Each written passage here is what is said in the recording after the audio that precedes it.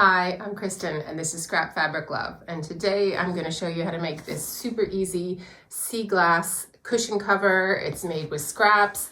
It's got an easy, simple envelope back, so it's a great project for beginners. If you're new to my channel, I'm a kind of scrappy quilter. I don't follow a lot of quilting rules, and I don't stress if things don't go exactly to plan. Like Tim Gunn used to say, we just make it work. So let's get on to the super simple tutorial. If you are beginner to intermediate sewer, I think this is a quick project you can make in an evening or an afternoon.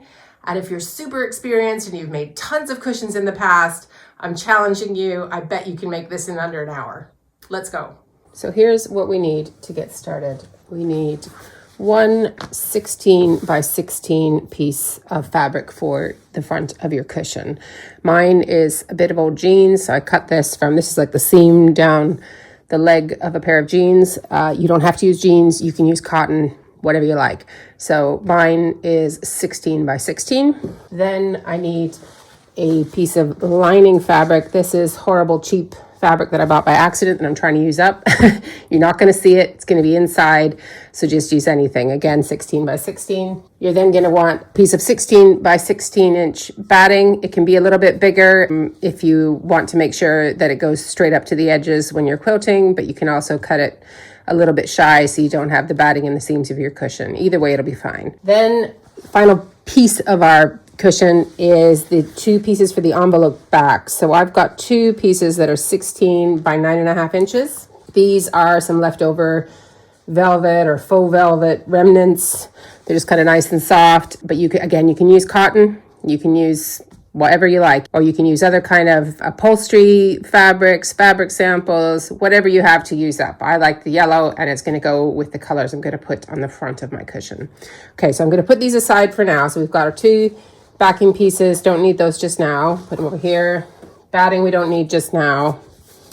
Lining we don't need just now. This we need. So this is the front of my cushion. And then what I've got is 9 scraps of fabric. You know, you can color coordinate it or do it random. I'm doing kind of pinks and yellows here. Look for scraps that are roughly 2.5 by 3 inches. Some of these are bigger. We're going to be trimming them and shaping them. So don't worry too much about the exact size. But if you're looking for a rough ballpark, kind of palm size or 2.5 by 3 inches, this one you can see is way bigger. And I'll probably trim it down a bit more. Okay. And so then I'm just going to have a look and see that I like how I'm going to do this before I cut and before I do the next step that we need to do. So what have we got? Maybe here. I'm going to put that one in the middle. And then, yeah. Okay. So I've got 9 pieces. And obviously I'm doing a kind of pattern, the pinks and the yellows, right? But you could do just all sort of random scraps that you really like. Now, some of these I got from my drawer of scraps that already have fusible on the back.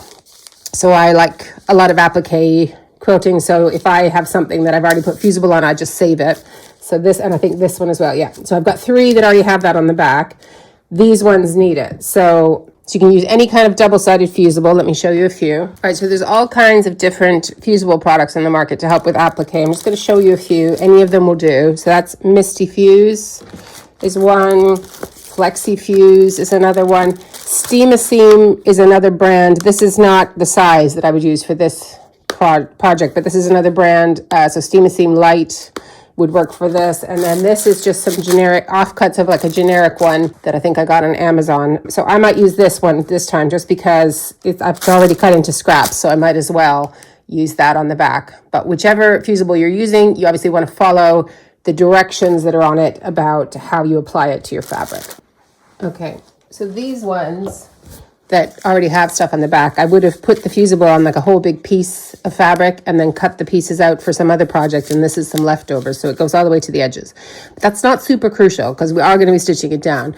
We really just want the fusible to keep it in place on the cushion top before we stitch it down. So if you're doing it after the fact, I would probably lean towards having it a little bit smaller, because what I don't want to get is any sticky stuff on my pressing mat. You can use pressing cloths or freezer paper as well if you're concerned about that.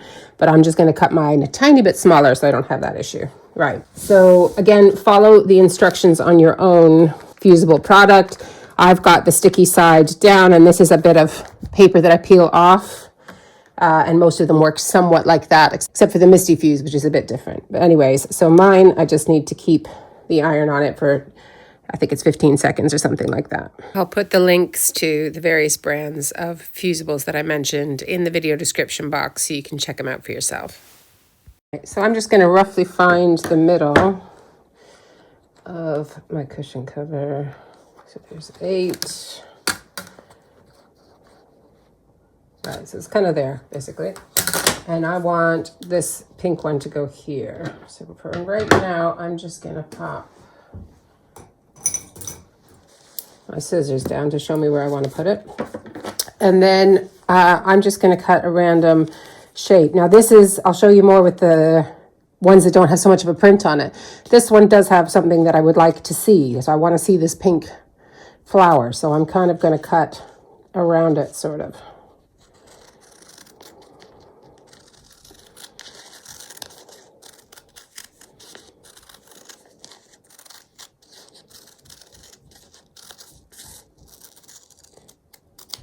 And I'm just cutting a kind of pebbly shape. It could be an oval. This one's got a kind of a dip and a dip. That's fine.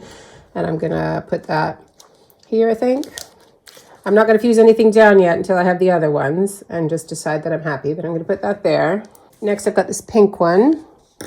So I'm going to make this one, because it is kind of a square already, I'm going to make it a bit more round, I think. More like a circle-y sort of a shape. But it doesn't need to be perfect, because we're you know, this is a, if you've ever seen the sea glass quilts, or even just literally a piece of sea glass, it's just kind of a randomish shape. So that's what we're going for. So that'll do. I'm just going to smooth that corner off a little bit. That'll be fine. So that's going to go there. And then this one is more of a rectangle, just because that's the scrap I had. So I'll maybe go a bit more ovally with it. Do you just keep making these random shapes, kind of oval, kind of kidney bean, kind of circle, anything like that is fine. And you just cut 9 of them. And that's what we need for our cushion. So I think I'm happy with that. So I am now going to start fusing. I've already still got my mat, my little wool mat under there. So I'm going to start in the middle and start sticking these down, and then it's just a little bit of stitching and we'll have a pretty cushion.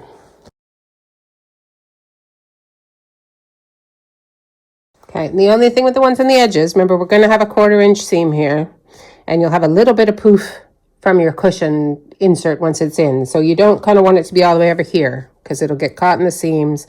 And even if it's just like here, it'll, when the cushion inserts in here, this will kind of bend and it'll be sort of stuck down the side. Do you see what I mean? So you kind of want it to be in the main inner bit. So leave yourself, whatever that is, a couple of fingers, okay? Something like that. I do have a written tutorial that tells you more about the measurements. I think I said about 2 inches from the edges, but the link to that is in the video description as well. And the same at the bottom. Just want to make sure you're leaving yourself enough space for your seam allowance and everything like that. So all we're doing is fusing down our 9 shapes, following whatever instructions are on your fusible product, and then it'll be easier when we go to stitching it all down. So I am going to, first of all, before I start stitching anything, I am going to baste this with the batting scrap that I'm using here and with the lining. So, because we're going to stitch through all 3. But we don't need the back of the cushion yet. We just need these 3 layers. You could use pins, you can use basting spray, whatever you need to do to get your 3 layers basted together. So that just means if you're new to quilting or this kind of sewing with the layers, it just means we're trying to temporarily hold these layers together before we've stitched them together. Okay, so once you have that basted, we're then going to sew our sea glass shapes on, and at the same time, that's going to quilt together the 3 layers of the batting and the backing and the cushion front. And it just gives a little bit of texture and poof to those shapes as well. So you can see me here, all I did was I kind of held on to the top thread and lifted the needle and pulled up the bobbin thread, and I had to use some tweezers to pull it up because of my silly nails. But you don't have to do that bit. That's just something I've got into the habit of with, if you do free motion quilting, you can free motion this bit and you'll be used to lifting the bobbin thread. If you don't want to do that, don't worry. You can just start sewing as normal, and you can clip the threads from behind your cushion panel when you're done. So all I'm doing here is going around slowly. So I have the feed dogs engaged. I'm not free motion quilting here. If you're comfortable with free motion, go ahead and just stitch around that sea glass shape 3 or 4 times. What I do is go around the edge of the pebbly sea glass shape 1 time to try to catch all the edges. And then I go around 2 or 3 more times just for like a decorative kind of sketchy freeform look, which makes it, one, forgiving, but I also think it adds something. It looks better when you go around a few times. It just looks like you've kind of sketched a circle around it or something. So you don't have to worry if you're going around and you've missed the edge of the pebble or the sea glass shape somewhere, because the next time you go around, you can get that little edge that you missed. So it's really good for beginners to just practice that. So you see me, this one I've just done here. Was on the outside of the cushion, but I did start in the middle. The lighting for that one just didn't work, so I didn't show you that kind of. But so I would start in the middle of the cushion slowly and then kind of rotate your piece like I'm doing here, or you just stop, basically stitching around, lift your foot. Mine just hovers automatically 3 to 4 times. Lift it and move incrementally around. I tried to kind of, a really good not with all of them, but with a lot of them, sort of go off of the shape on purpose as well, so that if you do make a mistake somewhere else, it's totally intentional. So it's kind of a look that's also forgiving, if that makes sense, which is kind of why I like it. So you'll see in the finished cushion, I've got this one, and then I've got another one I made with some paler shades of beige and gray. And you can see how that kind of sketchy quilting looks. So we're doing that for all 9 of the shapes.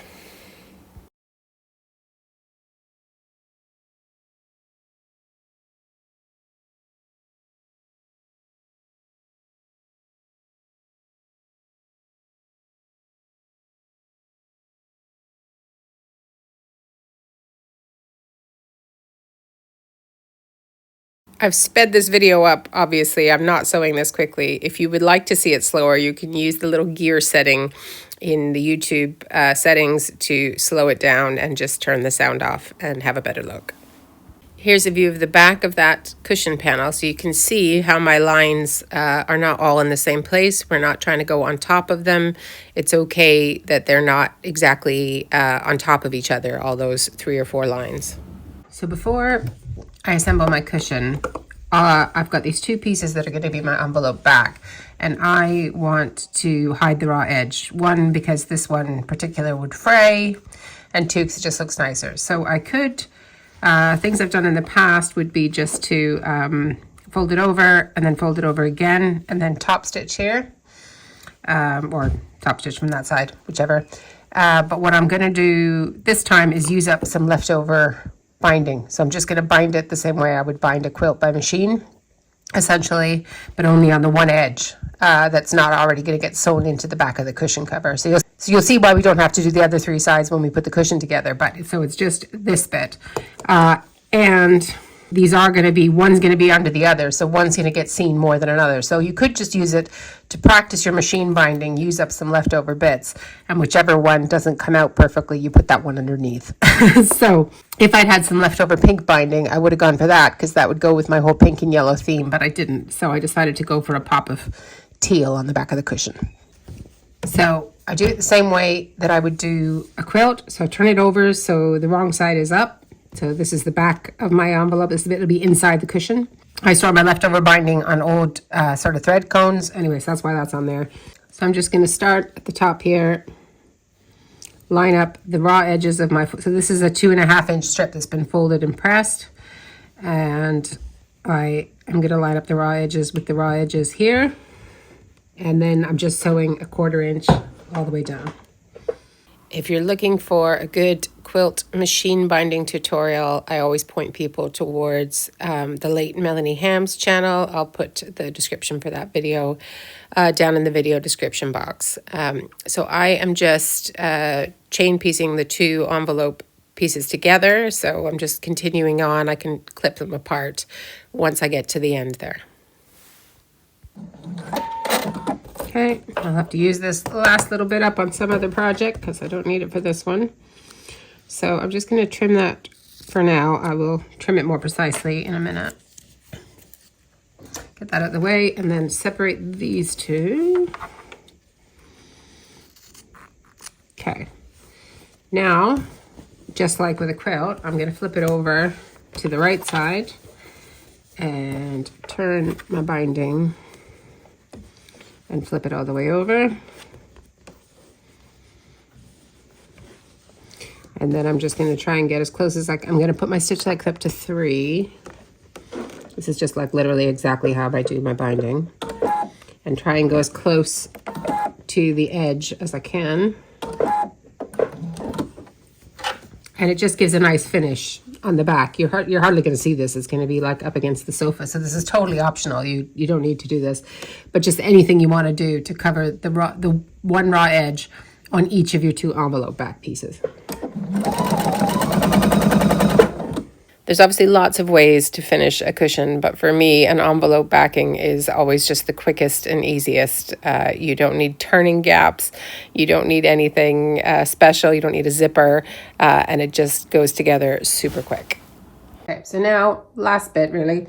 In order to make our cushion, I've got my 2 envelope back bits, and then I'm going to take my 2 pieces and I'm going to put them right sides together on top of this. The binding edge is going to go to the middle, and the one that you want to see the least, so I did these 2 bits of binding, for example, and this one, I don't know, it's curling. I'm not sure what I did there. Whatever. Anyway, this is obviously not looking as good as this one.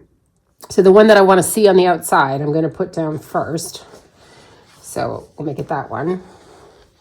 And I'm lining it up. Okay. So the right sides together. And then the one that I only really want to see when I'm putting the cushion inner in, I'm going to put now on top of that. So that's going to be on the very inside. And they are meant to overlap. That's what makes it the envelope back. And I've got this little bit, sorry, my kids are yelling. It's the time of day that I'm filming this, if you can hear that in the background. Anyway, there's some little bits here that need to be trimmed off. I'm just going to leave them and trim them at the end. It's fine. I'll do this now. But for now, what I'm going to do is when I've got it lined up how I want it, I'm just going to put a few clips to keep everything from shifting on me. Cool. So I'm going to turn it over and start this way and sew down this weird curly bit, whatever happened there. That will be fine. It's going to be on the inside. We're not stressing about it. And I'm basically going to go all the way around 1/4 inch. And then optionally, if you want to, after you've trimmed anything that's sticking off the edge, you can also zigzag all the way around if you want like a neat seam on the inside. When you get to this point, you're working with a fair number of layers. So if you've got a walking foot for your machine, go ahead and use that. My machine has kind of like a built-in thing, but I probably could have used something more like a heavy-duty walking foot for this project because that yellow faux velvet was slipping on me all over the place. But anyway, just keep going all the way around, 1/4 inch seam. You don't need to leave any turning gaps because the envelope back is your turning gap. So the 2 pieces we're going to flip open to turn the cushion the right side out. So you don't need to stop anywhere. You can go all the way around with your 1/4 inch seam.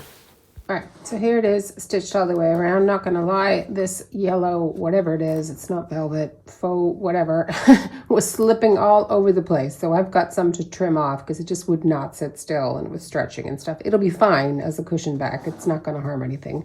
But I'm gonna trim off these extra bits that I've got that shouldn't be there. And then I am going to zigzag all the way around the seams, just because it looks a little nicer inside. Nobody's going to see it. That's optional, but just I like to do that. Also, I feel like if there was any issue with a seam popping, it's the zigzag also gives you just that extra something else holding it together. But again, it's optional. So, but I'm going to do that, and then I'll come back and show you how we flip it open and all that cool stuff. So here it is. I've zigzagged, and now I've got my opening here. So all I got to do is push the corners, each one. So there's 1,